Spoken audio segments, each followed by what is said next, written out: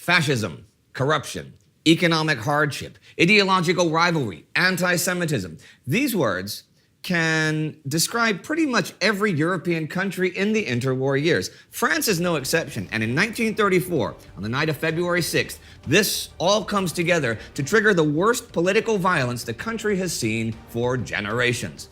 Once the dust settles, the battle lines within France will be more stark than ever.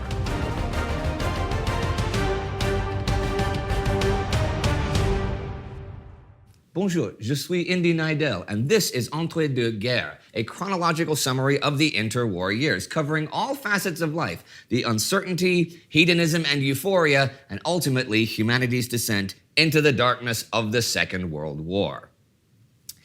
If, in the aftermath of the Great War, Germany is facing a national humiliation, and if Italy is facing a frustration in victory, then we may say that France is facing a lost peace. France emerged victorious from the war, sure, but at a cost of close to 5% of its population. Nearly 9 million men were mobilized to fight for France, and around 73% of them were either killed or wounded. Those who survived are still often a visible scar on the streets of France. And the staggering loss of young men heightens fears over declining birth rates. The country is also in financial ruin. It has gone from a creditor nation to a debtor nation. Vital industries in the Northeast were utterly obliterated during the war, and the franc has plummeted in value. And such trauma inevitably leads to political division. The brutalizing experience of the trenches and the military patriotism of the war years have created a whole generation of radicalized veterans. Ultranationalism such as this has always been hostile to the political left, but the Bolshevik Revolution in Russia has intensified hatred of the Red Menace, and any groups associated with it have become targets. This really comes to a head in 1924 after the election of the so-called Cartel de Gauche, an electoral alliance between the center-left Radical Party and other more left-wing groups. In response, several new leagues are formed or grow in strength. Groups such as the Jeunesse Patriote and the Fascistes begin to develop a far-right agenda.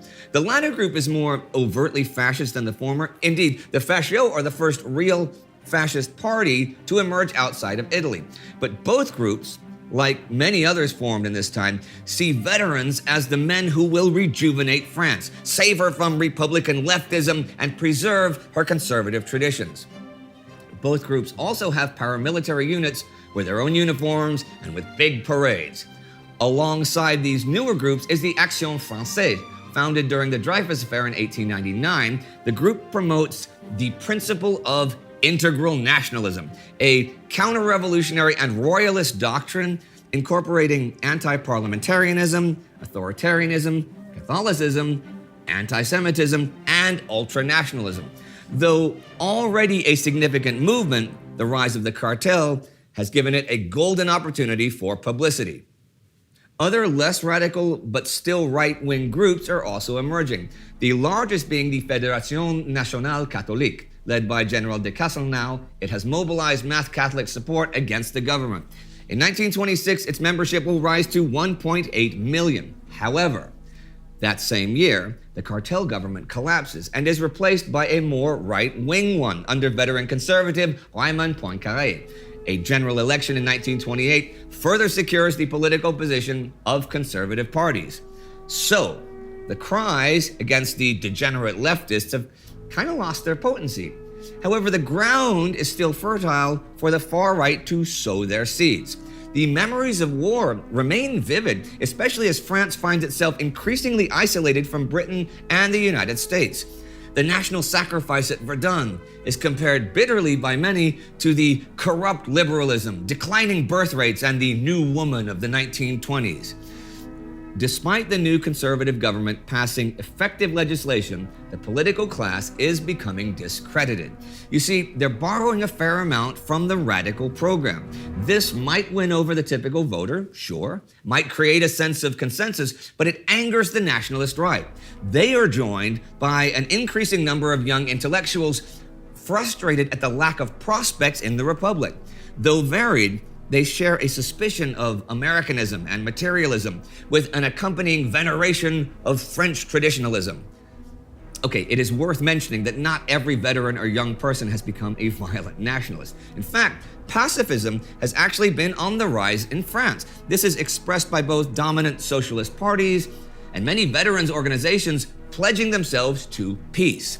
Nevertheless, as France enters the 1930s, shadowy forces on the horizon grow clearer.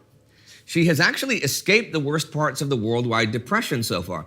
In fact, French financial markets are looking strong and the government budget is in surplus. But economic technicalities do little to calm the pessimism among the populace. Conservative governments remain in power until April 1932, when they are defeated by another cartel de gauche. However, the cartel fails to transform its electoral alliance into a governmental one. And now, like Germany some years earlier, French politics is going through, I guess what you'd call a cascade of cabinets. The socialists who worked with the Radical Party are pretty suspicious of bourgeois governments and offer only conditional parliamentary support. This means that governments are continually facing instability and insecurity. Political deadlocks happen again and again, and successive cabinets collapse. Fueling this political turbulence is a growing public unrest over a host of different grievances. See, now a couple of years later, the Depression is hitting France harder and harder. There are mass protests against war debts, against pension cuts, against rising taxes, against tumbling agricultural prices, and against slashed wages. It really does look like France has lost the peace. Indeed, Marshal Philippe Pétain himself, known as the Lion of Verdun, amplifies this narrative.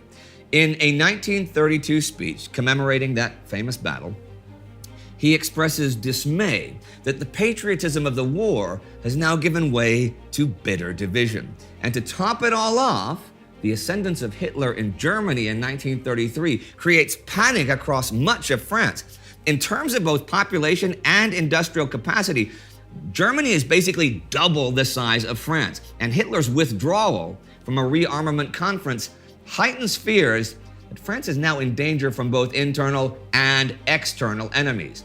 So, like most of interwar Europe, France is sitting on a bonfire of political, social, and economic problems that seems to be just waiting for a match to set it all ablaze.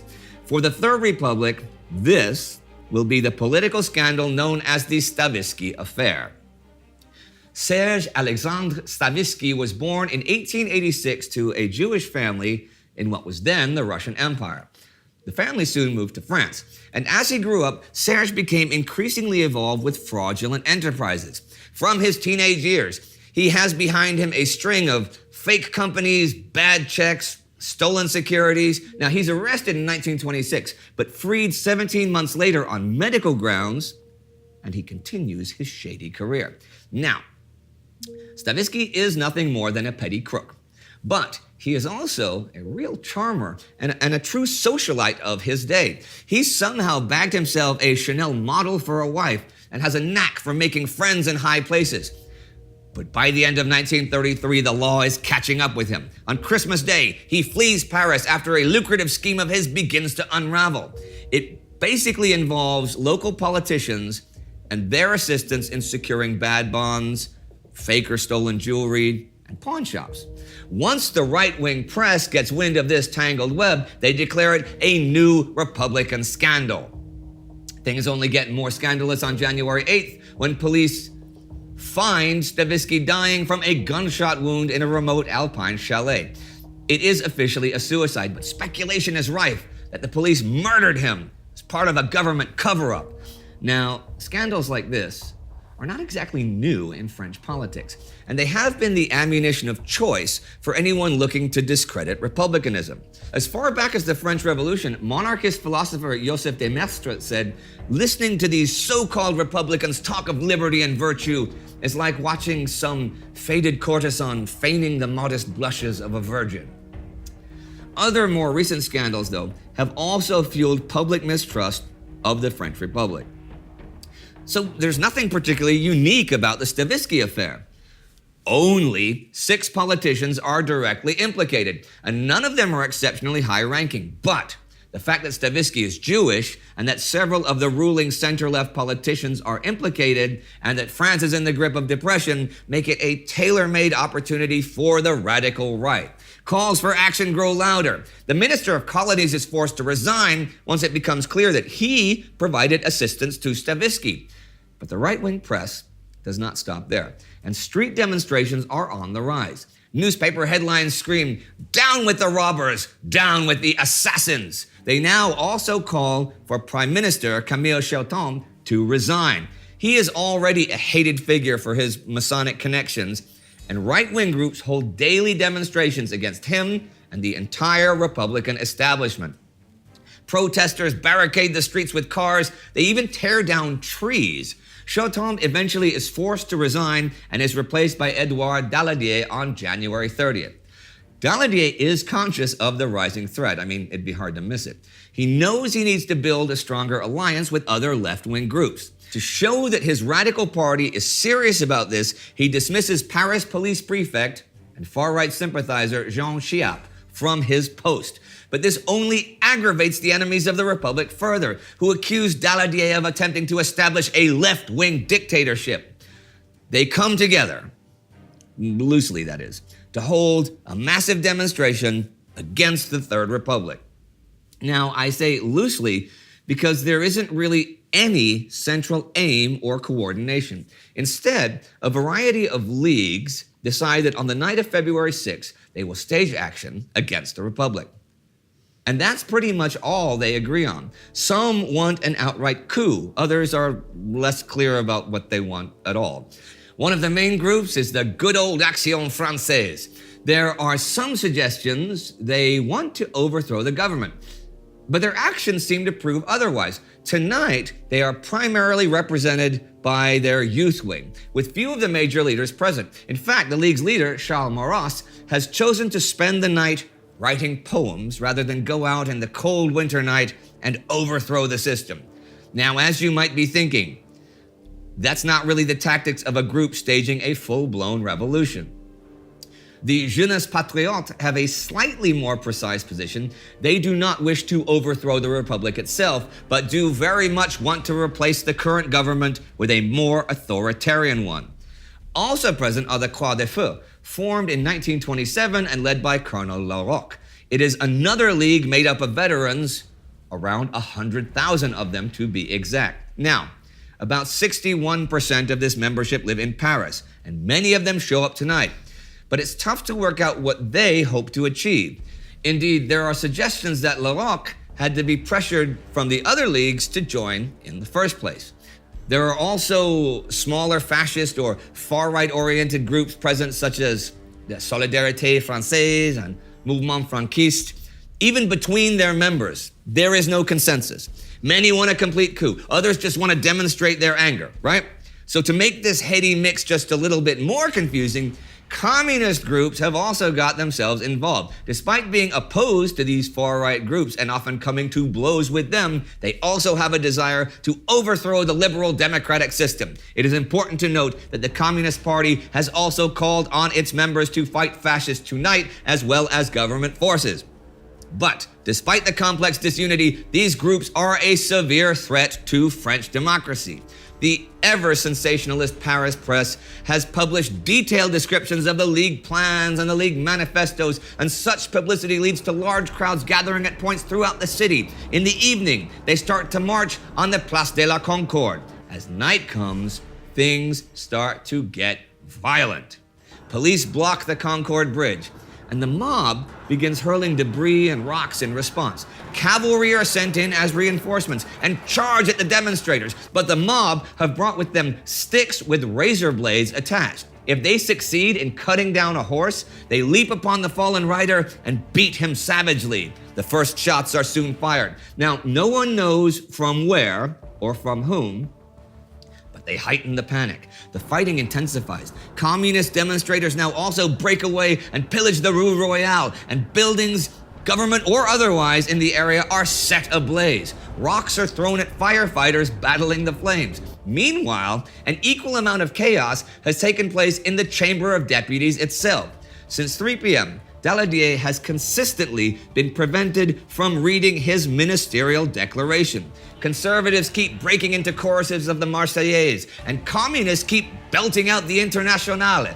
Fistfights occur between rival deputies. The speaker's been forced to suspend the session several times, and just when things settle down, the deputies hear the first shots ring out, and many flee, hurrying past the injured police treated by doctors in the corridors. By the time things are finally adjourned at around 8:30 p.m., there are only about 5 non-cabinet member deputies left in the chamber.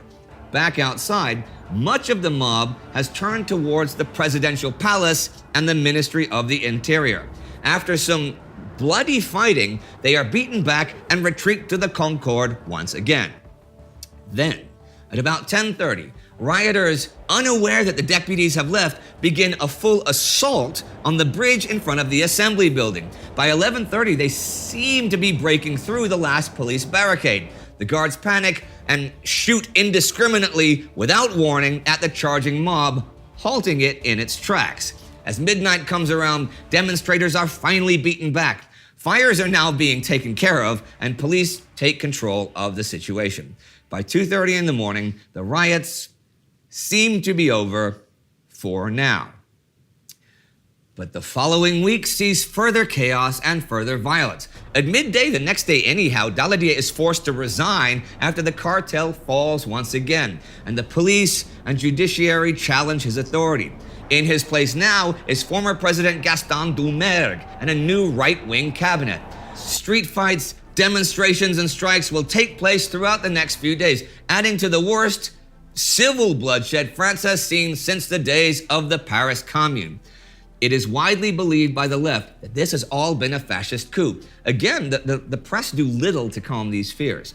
Later in the week, socialist and communist groups come together to protest against the fascist threat. Now, obviously, I just detailed how communist rioters fought alongside fascist ones, but this seems to be the result more of organizational confusion and mob mentality rather than any ideological cause. In fact, Moscow has been pressuring the communist parties to adopt a more conciliatory stance towards left-wing and moderate groups. They are advised now to form popular fronts against the ultimate enemy, Nazi Germany. Anti-fascism is the priority of international communism now, and in the coming years, it will join forces with even the radicals to form a bulwark against the radical right. Speaking of the radical right, February 6th has in many ways been a success for them. They have successfully forced a center-left cabinet out of government, a first in the Third Republic. Tens of thousands of new members are now also swelling the ranks of the leagues like the Croix de Feu. Many of the parliamentary right wing have now also been radicalized, adding to the political stratification. We could, of course, look at this and see France as a nation full of people just waiting for either a new war or a dictatorship. But it's important to remember that, leaving aside the extremist forces of the time, much of public opinion leans towards pacifist democracy, and pacifist groups boast literally millions of members. At the same time, however, the battle lines have been well and truly drawn. The political turbulence of the 1920s and 1930s has shown that many of the men in charge of running and defending the Third Republic despise it. The formation of a popular front may be desirable for the ordinary citizen who has no wish to see a fascist surge. But to conservative generals of the army, it reeks of entry-level communism. This is also mirrored in the massive growth of the far-right leagues after February 6th, and their work to undermine the Third Republic continues. And who knows if a united popular front will be able to survive and fight off the fascist threats anyhow. By this point, pretty much every communist party in Europe defers to Moscow. And if Stalin's position on Nazi Germany changes, so will everyone else's. The unity of Verdun is now but a distant memory. Things have fallen apart. Will the center be able to hold? If you'd like to learn more about the global rise of fascism, and understand what it actually is a little bit better, then have a look at our video on the rise of evil. You can click on it right here. Should be any minute now. Our patron of the week is Yorick Krone. Thanks to people like Yorick, good name, Yorick, we can now enjoy the financial stability that 1930s Europe never did. So do the right thing and subscribe to us at patreon.com or timeghost.tv. And now, vive la révolution! Santé!